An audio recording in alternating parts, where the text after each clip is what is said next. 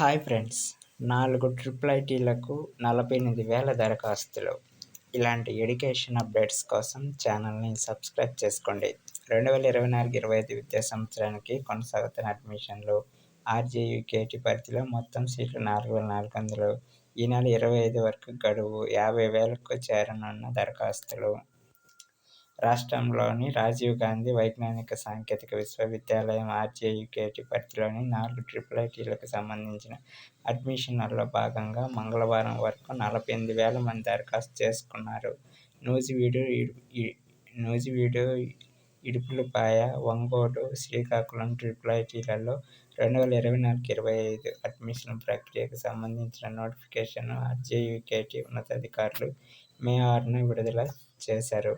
ఈ నెల 8 నుంచి ఆన్లైన్లో దరఖాస్తులు స్వీకరిస్తున్నారు. దరఖాస్తునకు ఈ నెల 25వ తేదీ సాయంత్రం 5 గంటల వరకు గడువు ఉంది.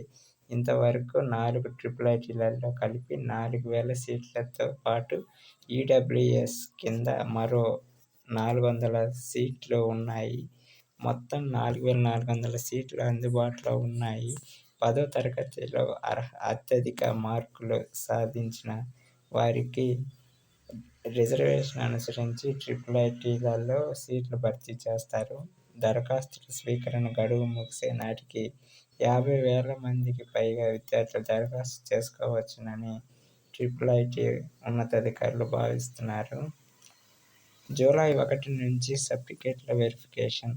సీటు కోసం దరఖాస్తు చేసుకున్న ప్రత్యేక కేటగిరీ అభ్యర్థులకు సర్టిఫికేట్ల వెరిఫికేషన్ జూలై 1 నుంచి నిర్వహించనున్నారు. సైనిక ఉద్యోగుల పిల్లలకు జూలై 1 నుంచి 3 వరకు, క్రీడా కోటా అభ్యర్థులకు జూలై 3 నుంచి 6 వరకు,